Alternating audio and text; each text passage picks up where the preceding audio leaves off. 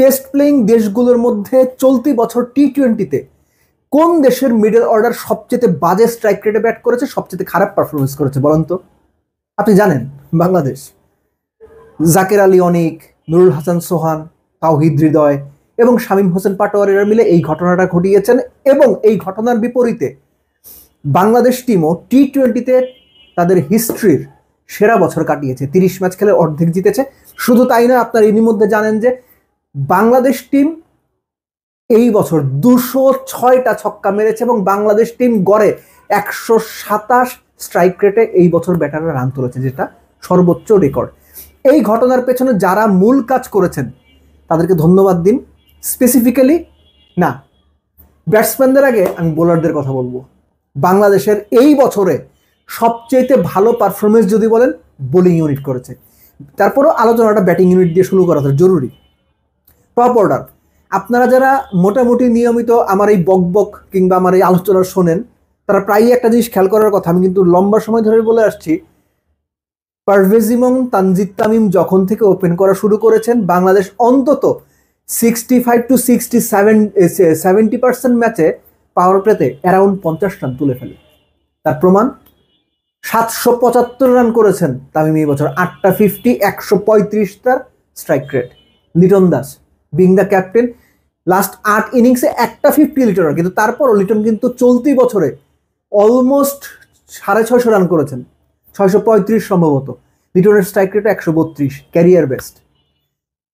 পারভেজ ইমন তিনিও 500-র উপরে রান করেছেন এই বছরে, তার স্ট্রাইক রেট 138-এর মতো, 4টা 50। এই যে টপ অর্ডারের 3 জনের কথা বললাম, এর সাথে সাইফ তো খুব বেশি দিন ধরে আসেননি, যখন থেকে এসেছেন মোটামুটি পারফর্ম করছেন। অর্থাৎ বাংলাদেশে যে সবচেয়ে বেশি ছক্কা মেরেছে, 127 স্ট্রাইক রেটে রান করেছে, এর সব কিছুই হয়েছে টপ অর্ডারের কারণে। ডুবিয়েছে মিডল অর্ডার গড়ে 100 স্ট্রাইক রেটেও রান করতে পারেনি। সো সেটা তারা যদি ওই সার্ভিসটা বা সাপোর্টটা দিতে পারতেন, বেটার পারফরমেন্স করতে পারতেন, আমি মনে করি বাংলাদেশ 30 ম্যাচের অন্তত 20টা ম্যাচ জিতত। মিডল অর্ডারের কারণে চলতি বছর বাংলাদেশ কমপক্ষে 5 থেকে 7টা ম্যাচ হারছে, কমপক্ষে।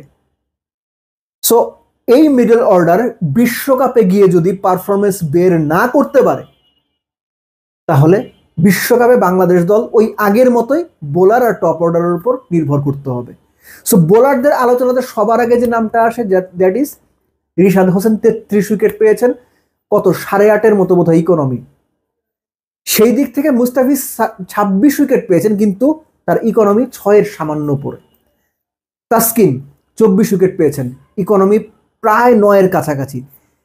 টপ 3 ধরলে এই 3 জনে, কিন্তু আমি পার্সোনালি ফিল করি এই বছর তাসকিনের চাইতে তানজিম সাকিব বেটার বল করেছেন, বেটার থ্রেট ক্রিয়েট করেছেন। বিভিন্ন সময়ে যখন উইকেট দরকার হয়েছে, যখন মুস্তাফিজ কিংবা তাসকিন ব্যর্থ হয়েছেন, তানজিম সাকিব এসে উইকেট পাইয়ে দিয়েছেন। তার উইকেট 23টা, 8-এর ইকোনমিতে 23টা, তাসকিনের হচ্ছে 24টা। সো বোলিং ইউনিট এবং টপ অর্ডার চলতি বছর বাংলাদেশকে দারুণ সাপোর্ট দিয়েছে, ডুবিয়েছে মিডল অর্ডার। এবং এই যে মিডল অর্ডারের যে হাবুডুবু খেলা, একবার ডুব দেয় একবার ওঠে, একবার ডুব দেয় একবার ওঠে, বিশ্বকাপে আশা করি এটা চলবে না। বরং তারা ওই স্রোতের মতোই টপ অর্ডারের পেছনে যাবেন, পারফর্ম করতে করতে যাবেন। সেটা যদি তারা করতে না পারেন, বিশ্বকাপে কিন্তু মিডল অর্ডার না, বিশ্বকাপে তো সবাইকেই ভালো করতে হবে, বাট স্পেসিফিক্যালি যেভাবে মিডল অর্ডারের ব্যর্থতা টপ অর্ডারের ভালো করা বা বোলারদের ভালো করার কারণে আড়ালে পড়ে গেছে বা চাপা পড়ে যাচ্ছে বা সেভাবে সমালোচনা হচ্ছে না, বিশ্বকাপে কিন্তু আপনি পার পাবেন না। সো বিশ্বকাপের জন্য ওই মেন্টাল প্রস্তুতিটা রাখা উচিত। যারাই মিডল অর্ডারে থাকবেন তারা নিশ্চিত করেন, কারণ আপনারা নিজেরাও খুব ভালো জানেন যে 2025-এ আপনারা খুব বাজে পারফরমেন্স করেছেন। দল সব মিলে ভালো করেছে, কিন্তু আপনারা খুব বাজে পারফরমেন্স করেছেন।